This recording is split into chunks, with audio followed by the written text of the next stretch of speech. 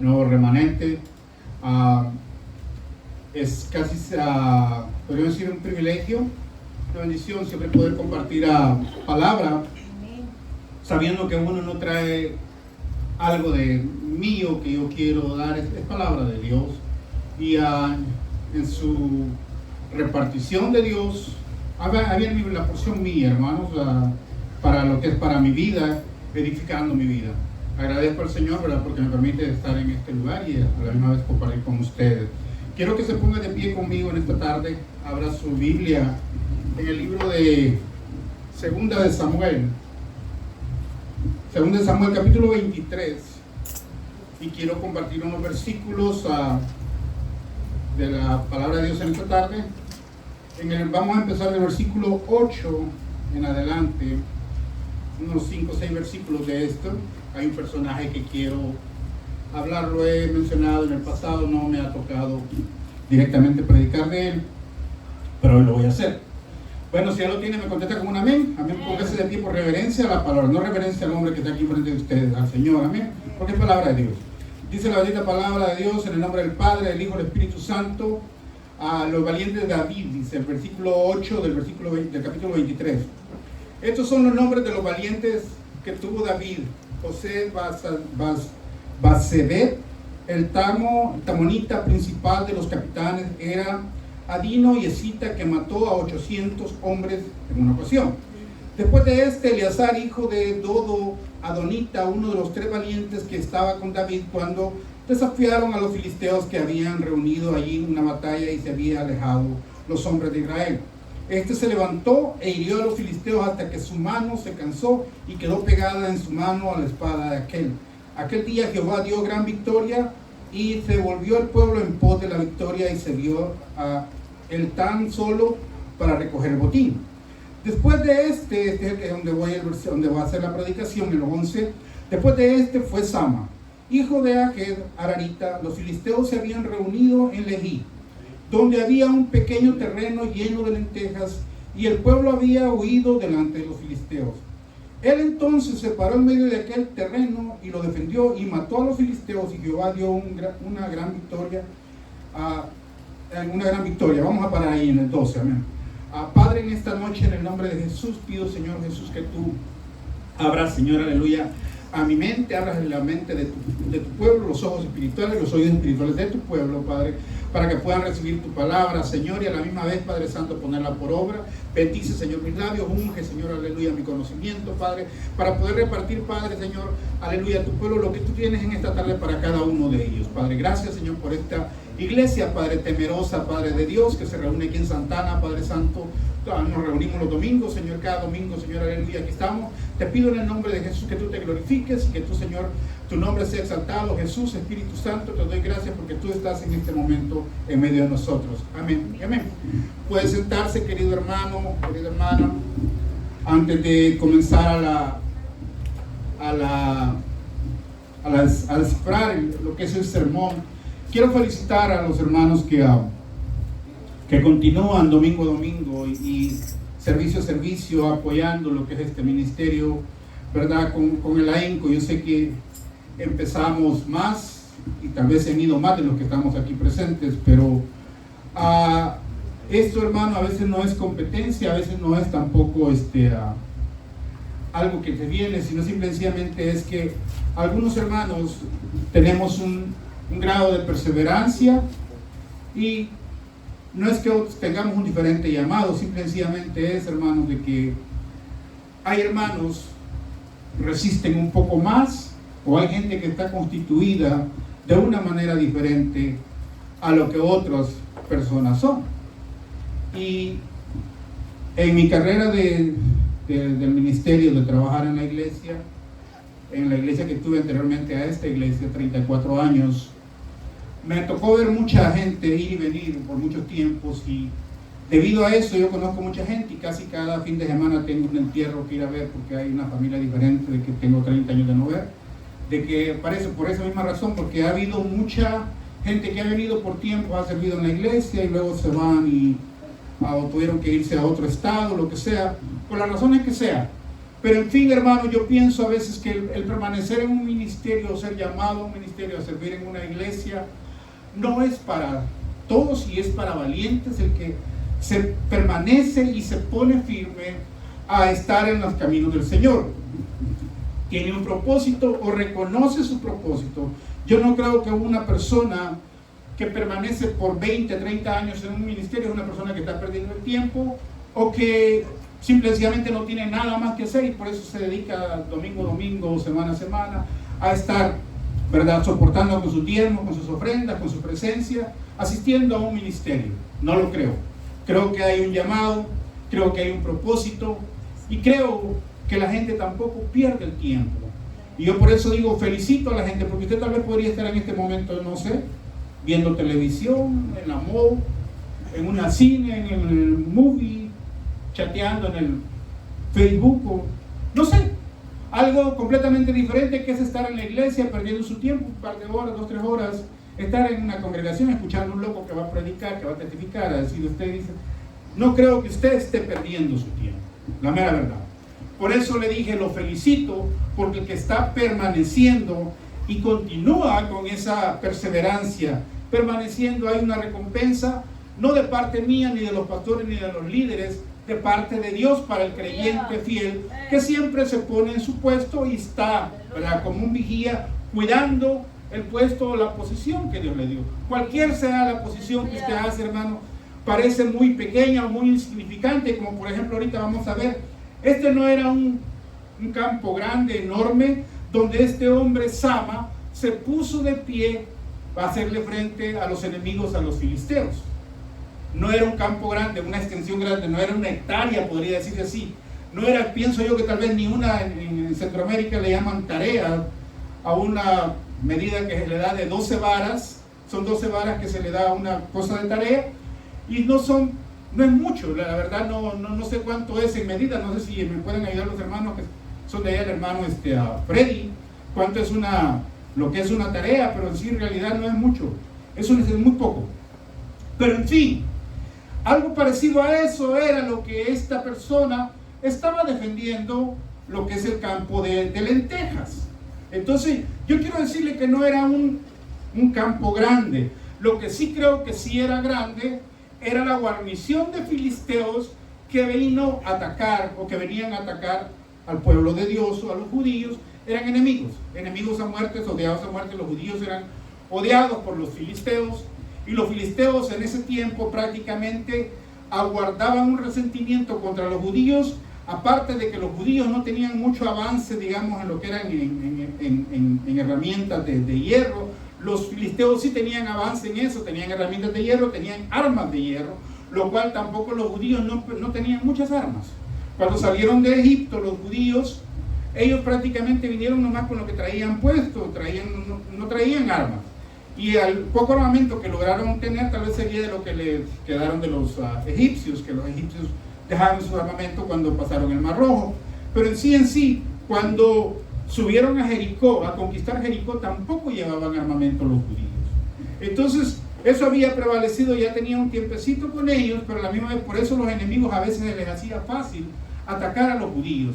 Si usted se da cuenta, cuando David pelea contra Goliat, David no lleva espada, se le quiso dar el armamento del rey Saúl para que David lo usara, pero David dice que va con un palo de cayado de pastor y va con piedras del río que va a pelear contra este gigante. Entonces yo quiero decirle, ¿verdad?, que para que usted se haga una idea y nos vayamos allá hasta el pasado, cuando estaba lo que era la situación de este hombre, pero este hombre Sama, este sí tenía una espada. Este sí también tenía ya en ese momento, era uno elegido de los 30, un soldado de élite de la defensa del rey David. Rey David había venido a pasar a ser el suplente del rey Saúl, que había sido elegido por Dios, que a la misma vez Dios se había arrepentido de este reinato del rey Saúl, porque Saúl no era muy agradable o no fue agradable a los ojos de Dios por todas las desobediencias que hizo delante de Dios. Pero en sí, David ya estaba y tenía este grupo de 30 hombres valientes que lo acompañaban, y este Sama era uno de ellos, o sea, un soldado de élite. ¿Qué es un soldado de élite o quién entiende lo que es un soldado de élite. Aquí en Estados Unidos tenemos varias fuerzas de élite. Está la Fuerza Delta, está la Navy SEAL, está los Marines. Tenemos muchos, los Green Beret, muchos soldados de élite, o sea, fuerzas especiales. En Guatemala, el hermano, si no me va a dejar pecar, están los Caiviles, que es una fuerza especial de Guatemala. Son soldados súper entrenados, más entrenados que los demás soldados, los grupos de soldados. O sea, es una fuerza especial. David tenía una fuerza especial, o sea, su guardaespaldas, 30 hombres, los cuales habían matado gigantes, mataban leones. Uno dice que había matado con una lanza, atravesó 300. Usted lee todo el capítulo de 22, da la explicación y da prácticamente el currículum de cada uno de estos 30 hombres que servían de defensa o de guardaespaldas a David, para que vean que yo no le estoy echando cuento. Pero en fin, entendamos eso. Estaba el campo pequeño, estaba el cultivo que dice que era lentejas. Quiero decirle del cultivo de lentejas, desde que comienza el barbecheo, que le llaman en México, barbechar la tierra, preparar la tierra y sembrar la plantación, se toma de 80, 90 días a 120 días para cuando la cosecha sea recogida. Ahora yo quiero decirle que los filisteos, los soldados que vinieron a atacar al pueblo de Israel, no llegaron al principio cuando ellos estaban trabajando en el campo y haciendo la labor. Vinieron exactamente cuando ellos iban a empezar a recoger la cosecha. Ahora yo quiero decirle una cosa. Cuando hay guerras, o en el pasado había guerras y los ejércitos se atacaban, lo primero que se hacía en una guerra, ¿verdad? Aparte de ser una guerra psicológica, se ponía un ejército grande de 5.000, de 10.000, de 20.000 hombres frente a una ciudad, primero para que los vieran, y desfilaban con sus armamentos y con todo lo que tenían, y para que los vieran absolutamente. Ya esa era una presión psicológica sobre el pueblo que supuestamente iban a atacar o iban a conquistar, o la ciudad que iban a atacar. Una de las cosas primeras o primordiales que hacían era cortar el suministro de agua, que no tuviese agua esa ciudad. Segundo, era cortar el suministro de alimento con lo que esa ciudad pudiese resistir. Entonces usted vea, en este momento los filisteos van por el camino correcto, atacando lo que es la provisión del pueblo de Israel. O sea, la comida, las lentejas. Ahora las lentejas, esas cosas pequeñitas que hay, yo veo, esto ya es últimamente que yo me he enterado, ¿no? Antes veo que en Argentina los ponen, los siembran y los hacen que crezcan y después los cortan en tallitos verdes y se los comen como ensalada. Yo hasta no hace mucho que lo comencé a usar, pero no sabía que lo hacían así. O las lentejas las ponen en agua, en un bote con agua, y después crecen y se las puede uno comer, ¿verdad? Las plantitas, las hojitas que salen de esa lenteja, y el que quiere pues nomás las echa en un bol y hace un caldo y le pone cebolla y lo que sea y está tomando un caldo de lenteja. Lo puede hacer de muchas maneras, pero en sí, para los judíos era una fuente de alimento, era su alimentación, y entonces entendemos muy bien eso. Ahora el campo, que digo yo que era pequeño, no era un campo grande, prácticamente los judíos tenían eso como herencia, y ahí es donde le voy. Para un judío, tener un pedazo de tierra o una herencia que Dios le daba en la tierra prometida, tenía un valor inalcanzable. Quiero decir, inalcanzable. Algo que valía mucho. Valía tanto que si usted se acuerda, cuando el rey Acab vino sobre la viña de Nabot, y vivía Nabot enfrente del rey Acab, y al rey Acab le gustó la viña de Nabot, fue y se la quiso comprar a Nabot, y Nabot le dijo no. Fíjese bien, decirle eso al rey, un siervo, un súbdito, no es algo muy fácil. Y no es porque Nabot haya sido malo o haya sido valiente, simplemente que la heredad era algo que los judíos lo guardaban con algo, le tenían mucho apego a esa heredad. Eso es lo que yo quiero decir. Valía mucho. Entonces, para muchos, aquí dice bien claro, este hombre Sama, cuando llegan los filisteos no estaba solo. Dice el 11, después de esto fue Sama hijo de Aged Ararita. Los filisteos se habían reunido en Lejí, donde había un pequeño terreno lleno de lentejas, dice pequeño terreno, fíjese bien, yo no lo estoy diciendo, y el pueblo había huido delante de los filisteos. Sama no estaba solo. Dice que el pueblo o los otros judíos habían huido. Ahora yo les dije también que este hombre era un soldado de élite, no era cualquier persona. Ya era guardaespaldas de David, ya había sufrido persecución de Saúl, habían dado muchas batallas con David. No iba a ser su primera vez que se iba a enfrentar con un grupo de enemigos, no era su primera, como que dice, su primer rodeo, no, y había estado en muchos rodeos, había montado muchos toros y había matado muchos toros. Pero en sí, fíjese bien, todos huyen, él se queda de pie. Y dice, en un lugar estratégico, en medio del campo, se les pone de pie. No sé cuánto, y he escuchado yo que el número le dan unos 1000, dicen que eran unos 1000, la verdad honestamente aquí no aparece esa cifra, por eso no la menciono, pero sí creo que cuando huyeron los demás, venían que miraron que no les iban a dar frijoles, o les iban a dar maíz, los iban a matar, huyeron y lo dejaron a él solo, y él se enfrentó. Yo quiero decirle, hermano, en esto hay algo grande en la decisión que este hombre toma. Él pudo huir como los demás compañeros judíos y dejar el campo y que los enemigos viniesen y tomasen, lo destruyeran o lo quemaran, lo que quisieran hacer con el campo. Lo pudo hacer y salvar su vida. No tenía que tomar la decisión de ponerse al frente y luchar y pelear y ganar, porque esa fue una de las victorias, de lo cual ya tenía fama, pero eso todavía le dio otro nivel de fama, lo que es en su vida de este hombre. Arriesgó su vida por ese campo de lentejas. Ahora muy bien, hermano, a veces, hoy lo voy a actualizar a nosotros a este tiempo, ya hoy en este siglo que estamos viviendo, habemos padres de familia, hombres, esposos que no tienen hijos, se involucran en las cosas de este mundo, compran una casa, compran un carro nuevo y se endeudan y tienen deudas.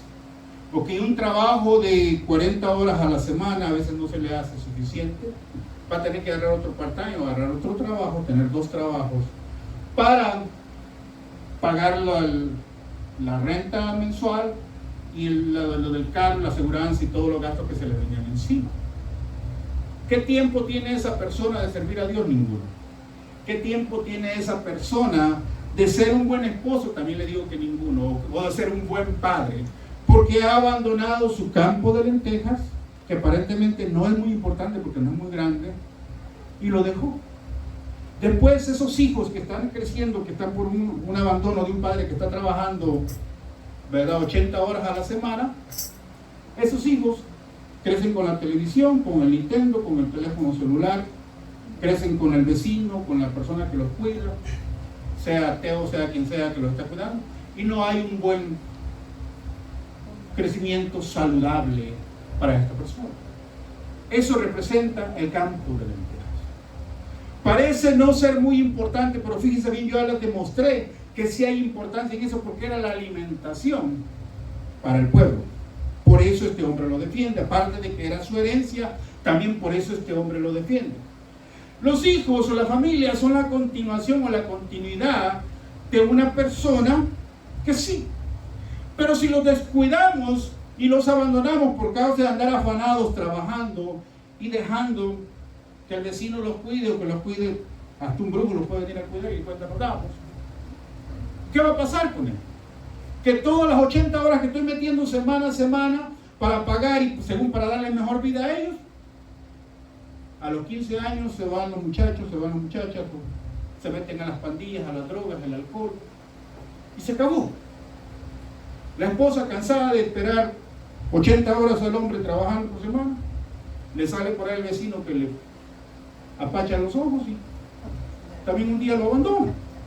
Porque dice que tiene más tiempo este vecino que no trabaja, que es un bueno para nada, pero me dedica tiempo, y en cambio este que trabaja 80 horas, este no me dedica tiempo. Viene cansado, viene que le sale más guapo el vecino vagabundo. Lo que quiero decir con esto es que tiene sus consecuencias fuertes.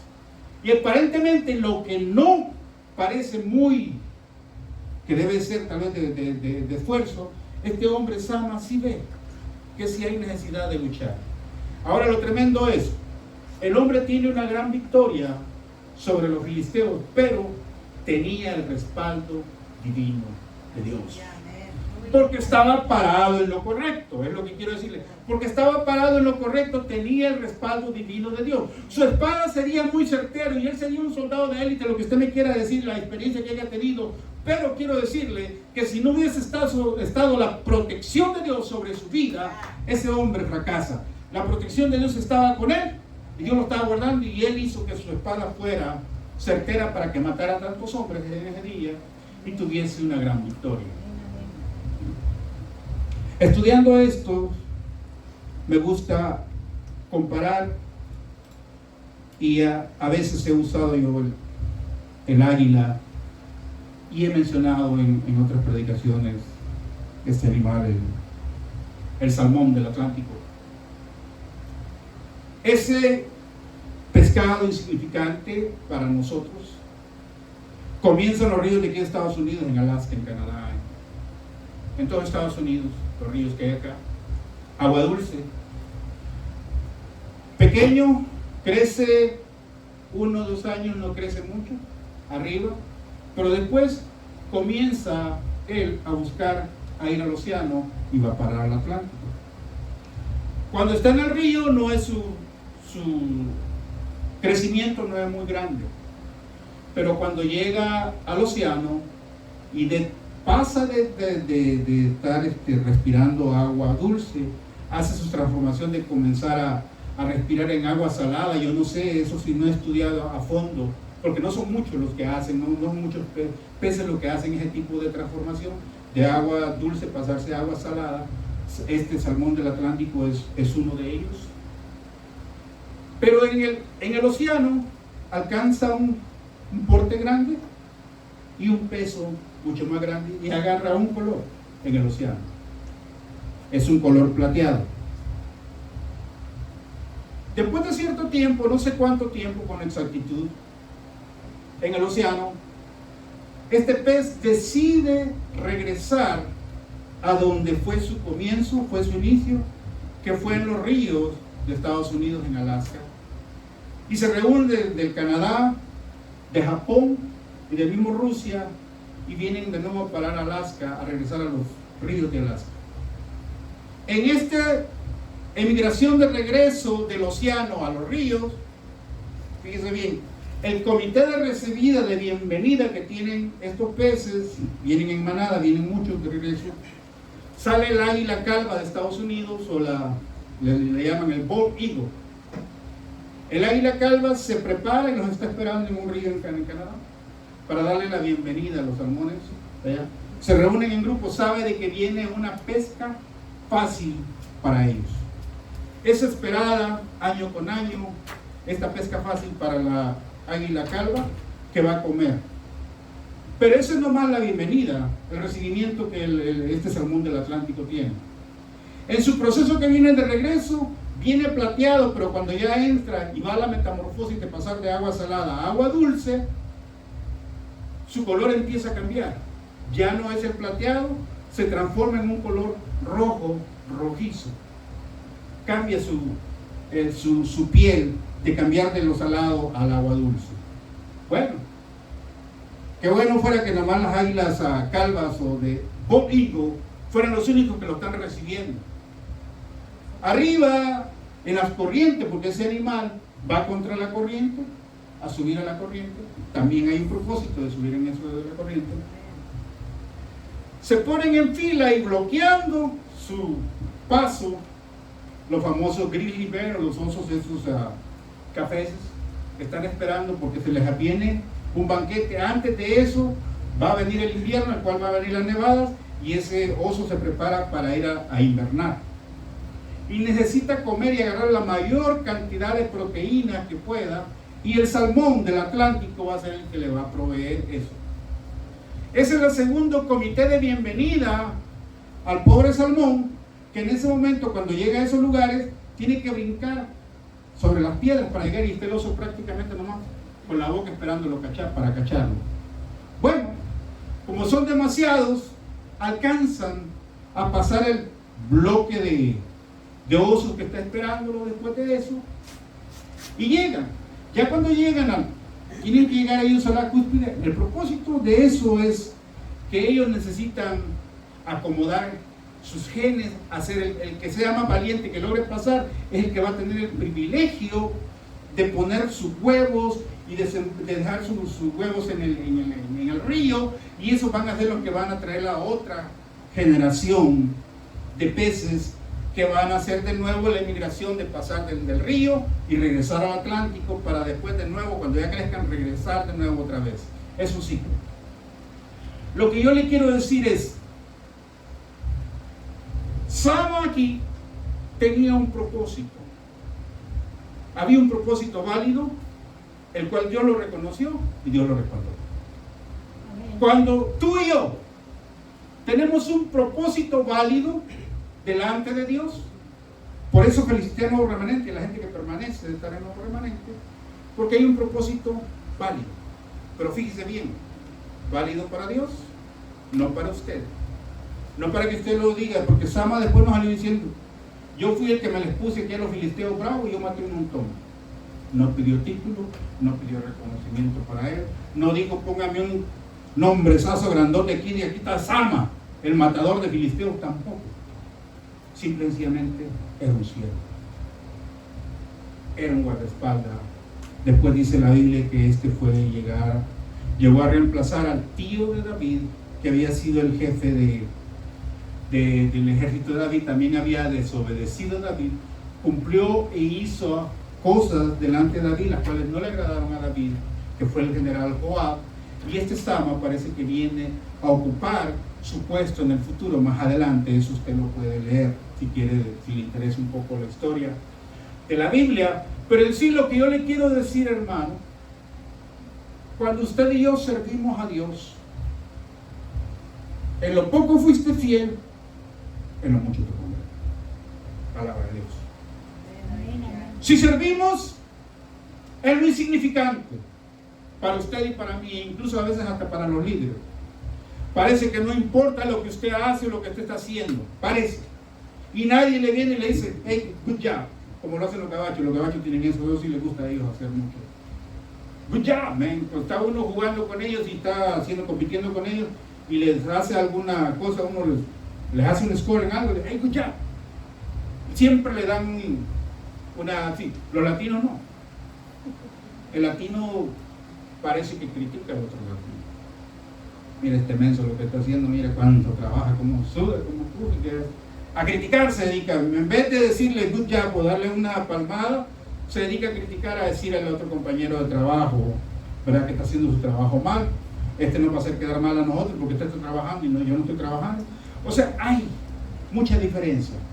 Pero yo quiero decirle, hermano, usted y yo en la iglesia servimos a Dios.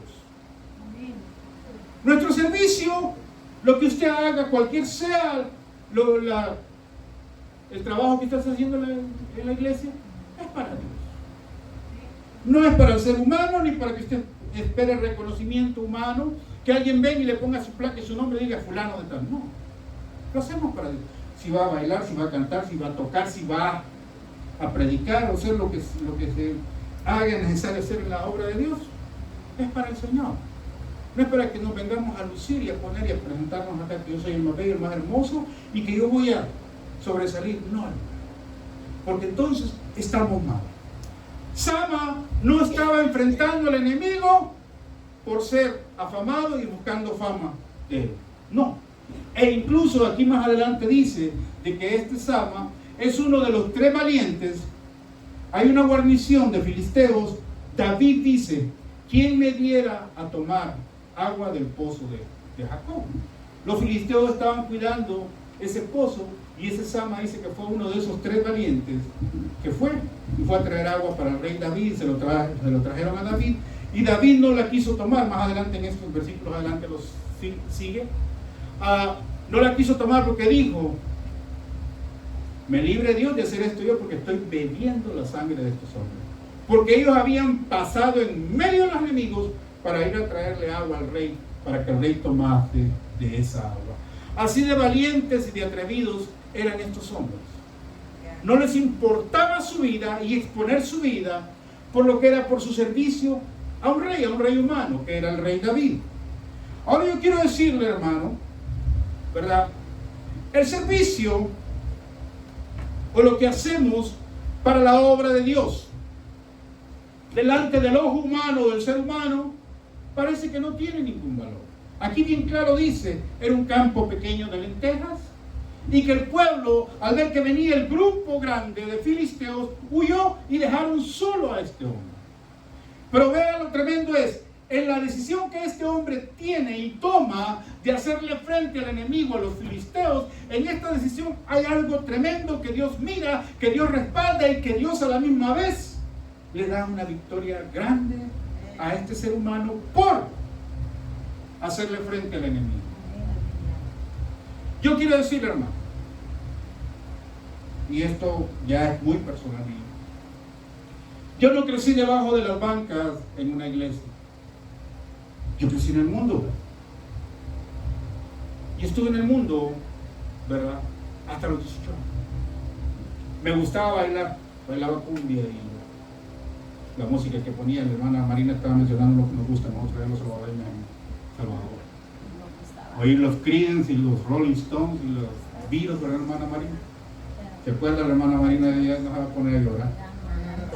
Pero yo quiero decirle, ¿verdad? Que todo eso que hacía, lo hacía con mucho gusto y con mucho placer cuando estaba en el mundo. Ahora, si me habla de obscenidad, yo hablaba de las peores obscenidades que se pudiesen decir en el mundo y las peores expresiones que había afuera en el mundo. No crecí debajo de las bancas de una iglesia, como muchos de ustedes. Eso les da una ventaja, que tal vez no escuchan a veces las cosas que se hacen en el mundo, a veces sí alcanzan a escuchar. Pero quiero decirles de que no vengo con un trasfondo religioso el cual respalde que diga que tengo una vida religiosa. No, sí estuve en el mundo y anduve en el mundo. Y en el mundo, mis amistades del mundo a veces me trataban con obscenidades y no me ofendía, ni me sentía ofendido. Pero me doy cuenta en la iglesia, cuando un hermano ya es transformado, viene en el mundo, porque no lo saluda el pastor, porque no lo saluda el líder, porque no le hace una venia, porque no le dice el hermano fulano, no le da su título, ¡bum! Ya se enoja y se molesta. Cuando afuera en el mundo trampeó con uno. Dame la verdad. ¿Qué no me dijeron a mí en el mundo, hermano? Y no me molestaba, o si me molestaba, de todas maneras yo nomás me mordía la lengua porque no podía a veces hacer mucho. No le podía decir a la persona del mundo que me tratara mal, porque yo le contestaba a veces con otra grosería igual, o peor. Entonces, pero no me parecía no ofenderme en lo que me decían. Pero me hago cristiano, me hago evangélico después de 5 o 10 años de estar en una iglesia, y hoy sí me ofende que no me saluden, que no me hablen, que no me digan o que hagan alguna cosa. Qué tremendo, qué contradicción. En el mundo no me causaban problemas las ofensas del mundo, pero en la iglesia todo me ofende. Que no me saludó el pastor, que no me dijo esto, que no es el otro, que ya de todo nos hacemos muy ofendidos. ¿Qué pasó? Sama, no venían con besos y abrazos los filisteos y aquí, vete chiquito, aquí te vamos a dar, en vez de que siembres lentejas, te vamos a dar maíz, te vamos a dar frijoles, no, o te vamos a dar trigo. Los filisteos venían con armas a matarlo a este hombre. Bueno, dijo Sama, no se la voy a poner fácil. Here I am. Se puso con su espada a medio campo. You want a piece of me? Come and get it. ¿Quiere un pedazo de mí? Venga, agárralo. Easy. Easy peasy, dice el gabacho. Pero no estaba así. Quiero decirle, hermano, con esto, si abandonas tu puesto, por muy insignificante que sea para ti, tal vez, de trabajar en la obra de Dios, puede ser lo más insignificante, Dios lo mira con un gran valor. Dios está viendo ese puesto y ese lugar que tú ocupas, ese sitio donde te sientas cada domingo, cada servicio. Lo mira Dios, dice, aquí se sienta el Emanuel, por acá se sienta Freddy, y acá Víctor, y por acá quién. Pero Dios toma lista. A veces nosotros ni nos fijamos cuántos vinieron y quiénes no vinieron, pero Dios siempre está tomando lista. Cuando veniste, cuando no veniste, cuando no quieres venir, cuando no quieres venir, cuando piensas quedarte a ver televisión, hacer otras cosas, no hacer las cosas de Dios. Dios sí te toma cuenta. Te pone un punto favorable o te pone una tachada y dice, hoy falló. Y sabe por qué. Dios siempre nos va a estar viendo. Y hoy que estamos a punto del arrebatamiento de la iglesia, cuando Dios más está viendo a su pueblo y está viendo a su iglesia y quiere que su iglesia despierte para predicar, para testificar, para orar, para ayunar, para aprender palabra, para testificar la obra de Dios. Pero nos hemos olvidado y nos olvidamos. A veces estamos tan confiados y tan acomodados porque tenemos en la casa un televisor de 100 pulgadas, tenemos un teléfono celular de $1,500 que nos damos aquí, que nomás lo prendo y estoy allá en Europa, allá luego, y por eso creemos, o dando un carro nuevo, que casi me habla el carro, casi camina solo sin que yo lo maneje, pensamos que todo eso es acomodado y que todo eso va a ser eterno con nosotros. Esto se va a acabar.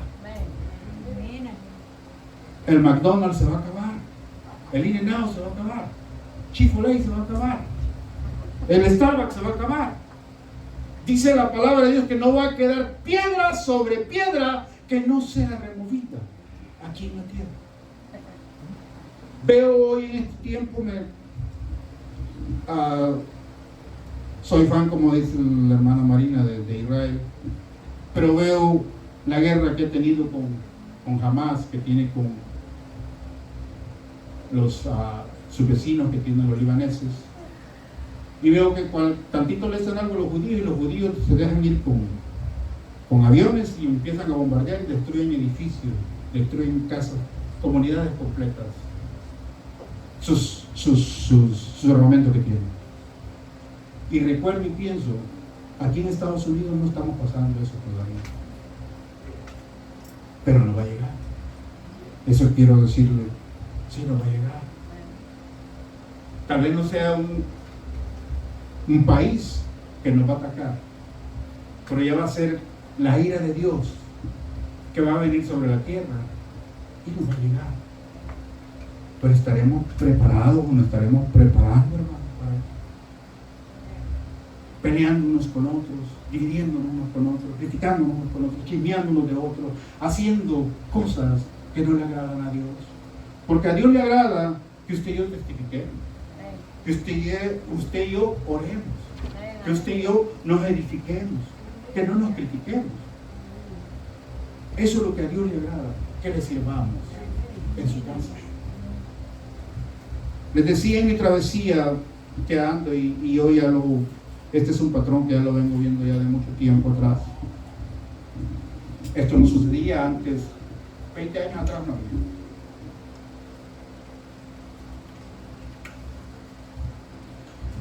Mucha gente que conozco, que he conocido, me ha tocado ir a despedirla. En el tiempo que tengo que estar aquí en esta iglesia, por lo menos quizás unos 15, 20 conocidos, me ha tocado ir a despedirlos. Por lo menos, gente conocida, gente que hemos comido juntos una vez, compartimos un plato juntos, y tuvimos mucho tiempo desde juntos. Me ha tocado ir a despedirlos. Y el fenómeno que encuentro más tremendo es que de moda está el cáncer. Casi, podría decir que un 80% de los que conozco tiene o ha enfrentado un cáncer, o están enfrentando un cáncer, peleando un cáncer. Cáncer, la enfermedad esa cáncer que le llama usted. Hay diferentes tipos de cáncer, pero el que usted se imagine, de ese es el que venga. Hay cáncer de colon, hay cáncer de pecho, de mama que le llaman, hay cáncer de todo tipo de cosas, pero esos cánceres son los que veo ahora en este tiempo de moda. Recuerdo antes en el pasado, cuando había un predicador y se venía y exponía esta enfermedad de cáncer, decía prácticamente que no conocían el origen, y unos decían directamente que esto había nacido en los infiernos y que Satanás, los demonios, él había inventado esta enfermedad, porque no, hasta la actualidad todavía no descubren una cura para esta enfermedad que es el cáncer.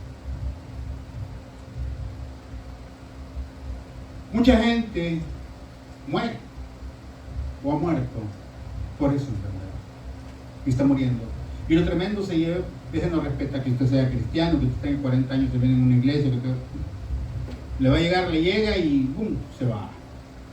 Eso es lo tremendo. Yo quiero decirle, hermano, a veces nosotros estamos viviendo aquí, como digo, pensamos que nuestro televisor de 100 pulgadas en la casa y que nuestro teléfono celular o el carro nuevo que ando o la cuenta de banco que tengo, esa es la que me va a ayudar o me va a salvar. Puras mentiras. Y aquí, con el día que nos muramos, usted no se va a llevar absolutamente nada.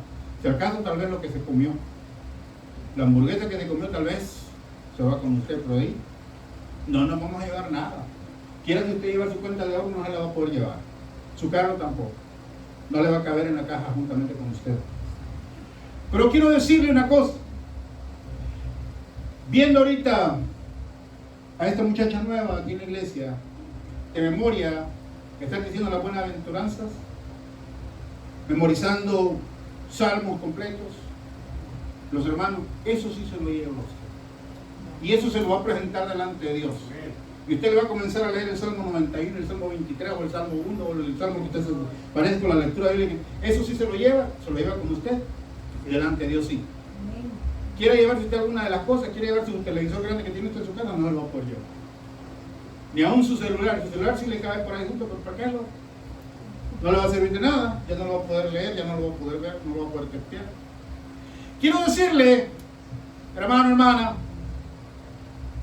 lo que usted hace para Dios en la iglesia, eso sí le cuenta delante de Dios. ¿Cómo Asam? Como Asam, a ponerse de frente delante del enemigo con su espada y pelear y dar frente, no huir como huyeron sus compañeros. Eso sí, le iba a prevalecer, le prevaleció, le ayudó e incluso le dio un reward para subir un nivel mucho más alto de fama, de guerrero diestro, ¿verdad? Protector o élite de los 30 escogidos de David. Una de las cosas que yo, y siempre me llama mucho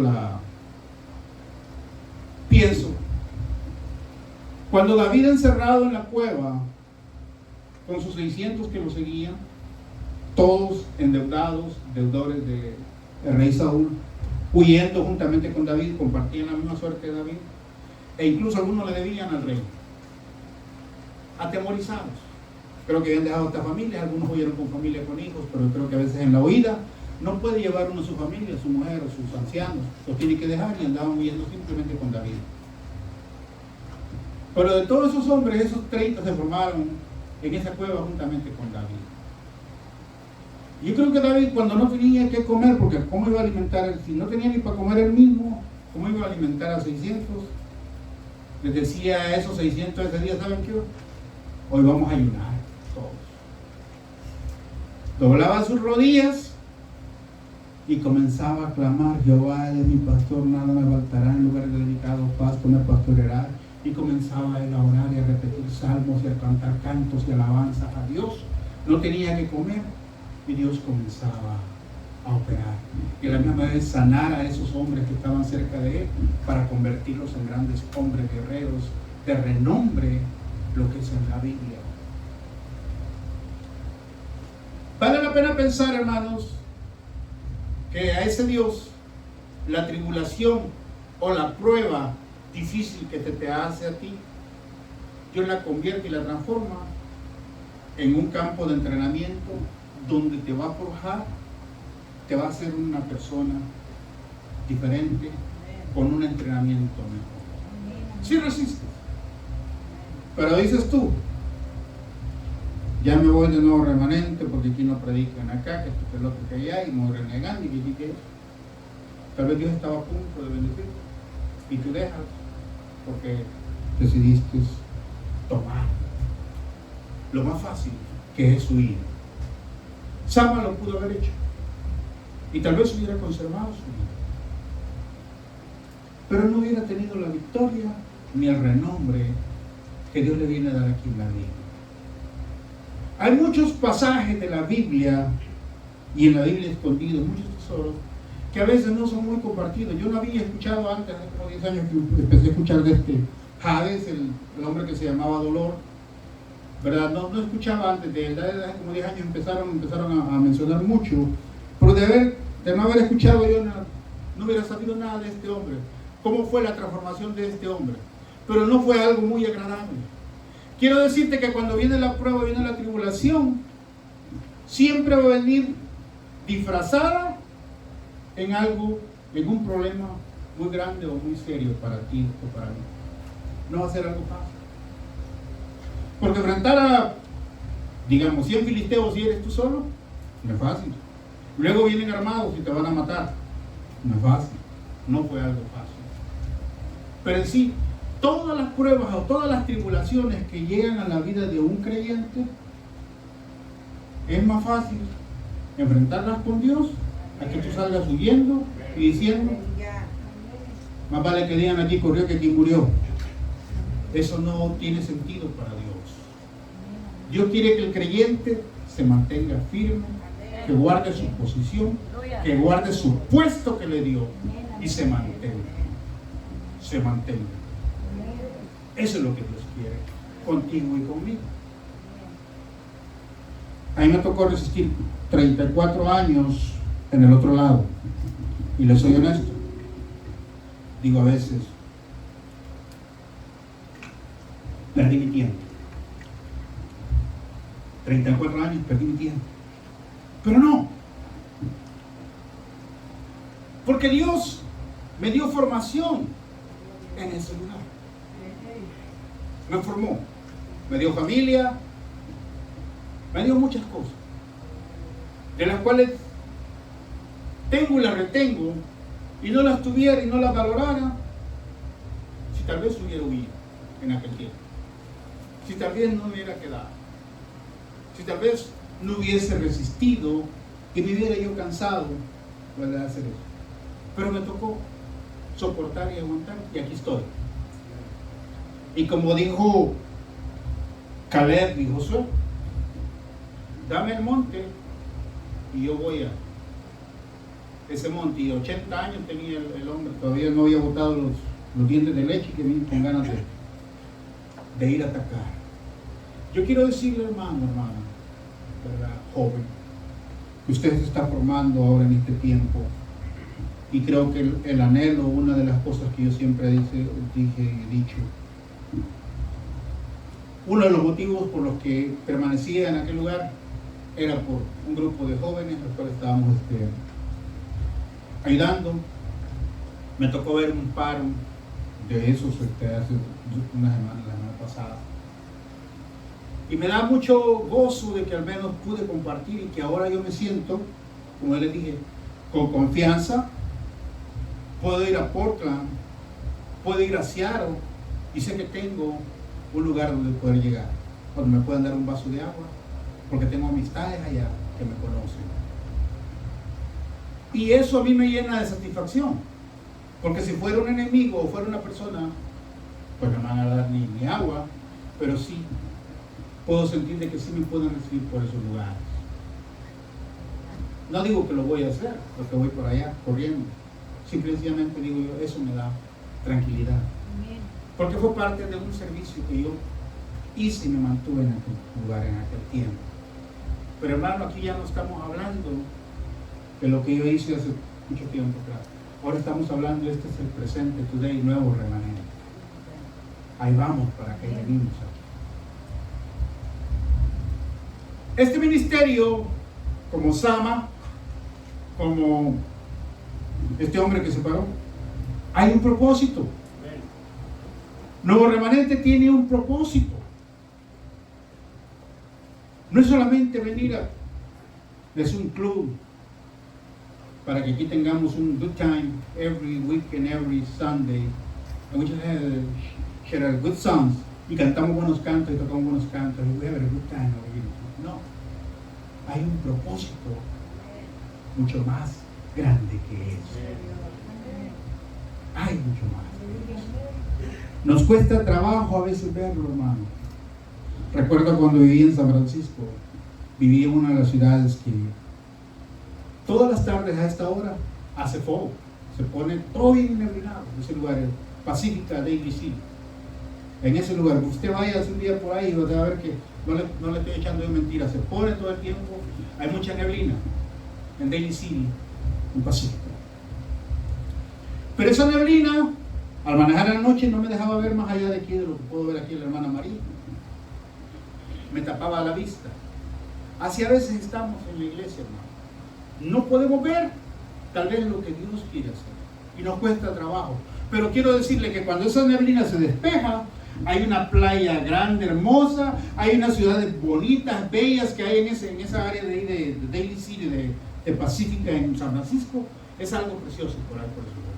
Les recomiendo que vaya por ahí, por San Bruno, al lado donde está el aeropuerto de San José, de aquí de San Francisco. Es un área muy bonita, los Redwood. Pero yo quiero decirle, hermano, a veces así estamos en la iglesia. Parece que no vemos y como que la neblina no nos deja ver lo tremendo que Dios quiere hacer. Persevere, guarde su puesto, agarre su espada, hágale frente al enemigo, doble rodillas, ore, ayune, aprenda palabra, testifique de Dios. El resultado viene. Ya estamos en agosto, vamos para septiembre, ya nos vamos a acabar el año de nuevo, pero todavía, no remanente, tenemos planes y metas que queremos alcanzar en este año. Como dije, gracias a Dios, los que nos están ayudando a ver esas metas, y sigamos adelante. El Señor todavía no ha venido, y todavía usted y yo tenemos mucho trabajo que hacer en este lugar. Nos preparamos para cosas grandes, para cambios grandes, lo que es en nuestra iglesia pequeña de Santana, tal vez insignificante. No nos conoce el alcalde de Santana, ni sabe ni quiénes somos, ni usted tampoco conoce el alcalde de Santana. Le pregunto el nombre, usted no lo sabe quién es. Peñalosa, ¿cómo se llama David Peñalosa? El alcalde del Baker, San Ana Baker.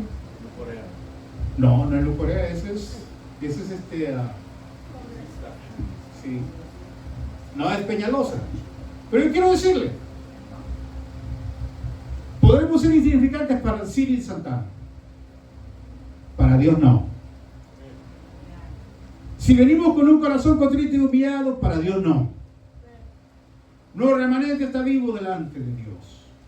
No remanente está aquí pisándole la cabeza al diablo aquí, en este lugar. No remanente está puesto. Así que, hermano, sigamos adelante. Sigamos echándole esas ganas. Sigamos apoyando la obra. Siga invitando, siga trayendo. No se canse de hacer lo que está haciendo. Poco, mucho. Pero Dios está viendo y Dios le va a aumentar. Si lo hacemos con ahínco para el Señor, quiero decirle que Dios tiene su tiempo. Ya estamos más cerca del rapto que 2 o 3 años atrás.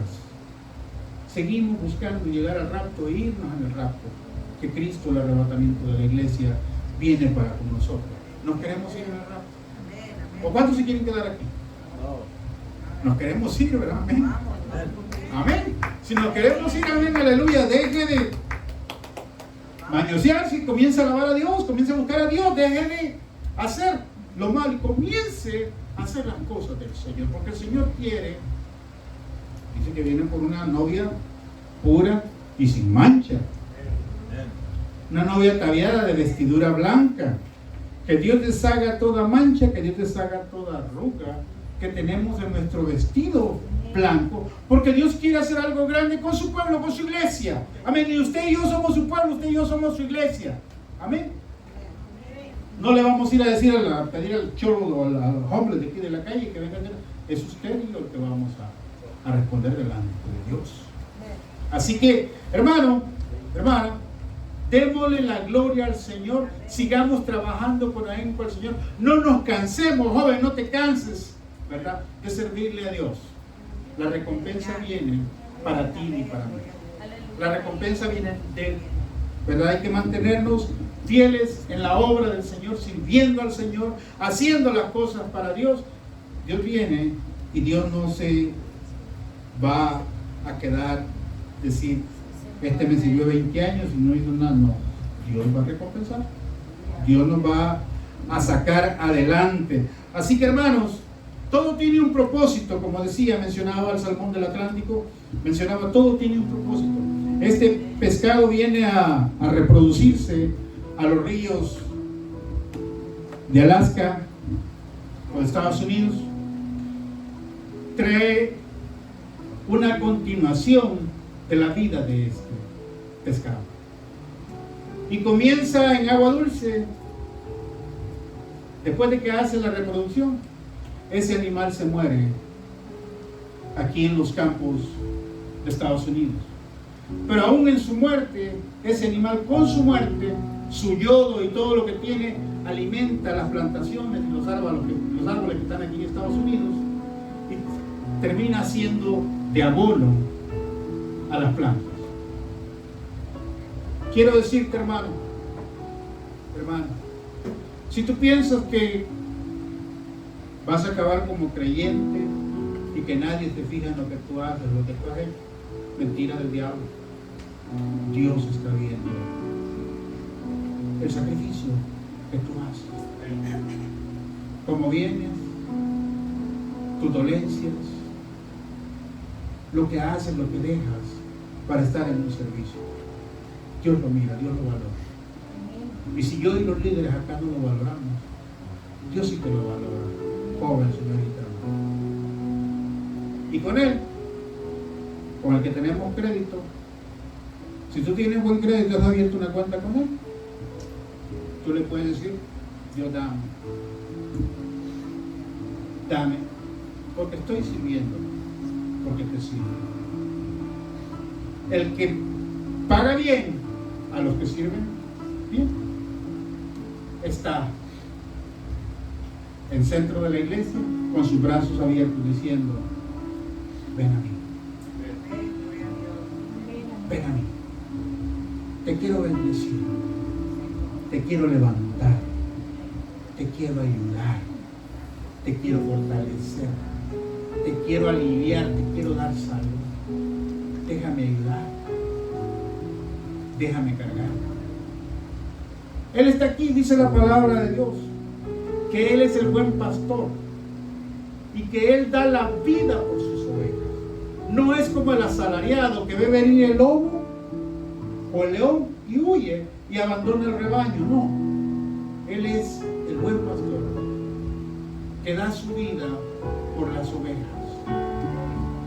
Si tú eres oveja de Dios, no eres un chivo, no eres un cabro, eres una oveja de Dios, Dios quiere bendecir, Dios quiere levantarte, Dios quiere ayudarte y te está viendo como oveja. Y dice el buen pastor, conoce por nombre a sus ovejas y sus ovejas conocen su voz.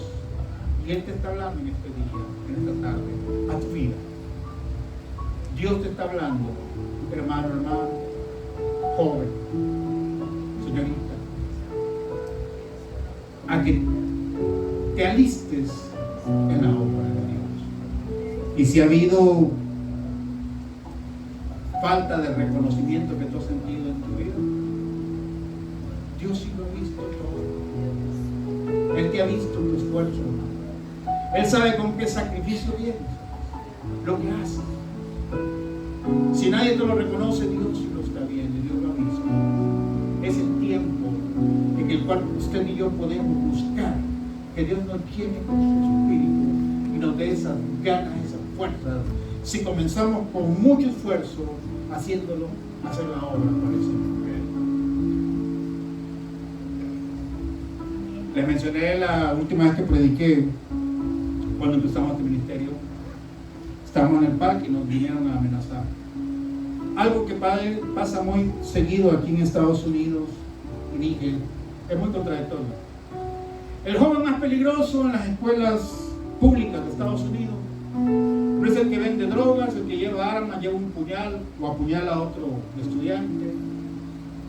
El más peligroso es el que lleva una Biblia y comparte el Evangelio. A ese lo ponen a un side y dicen, you're a dangerous person. No puedes andar testificando y hablando de Dios aquí en Jerusalén. Y a ese lo disciplinan y lo corren y lo amenazan de que lo van a expulsar de la escuela porque ese lleva una Biblia. No vaya a ser un satanista, uno de esos que matan gente, que hacen rituales, matan muertos y comen carne humana. You're welcome here. You can do that here.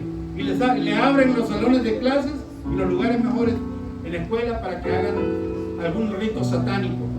Pero a un creyente que lleva una Biblia, a truly Christian, usted se va a encontrar con un problema.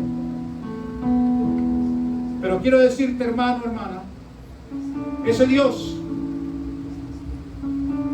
el dueño de Estados Unidos, está aquí. Ese Dios, el dueño de Santana de Orange County, está aquí. Y Dios te quiere levantar. Y si Dios te ha usado, y Dios te está usando, y Dios te quiere usar, todo lo que has hecho, todo lo que has invertido, todo lo que has hecho, seminarios, entrenamientos, retiros, encuentros, lo que tú como tú quieras llamarle, todo eso Dios quiere usar en este tiempo.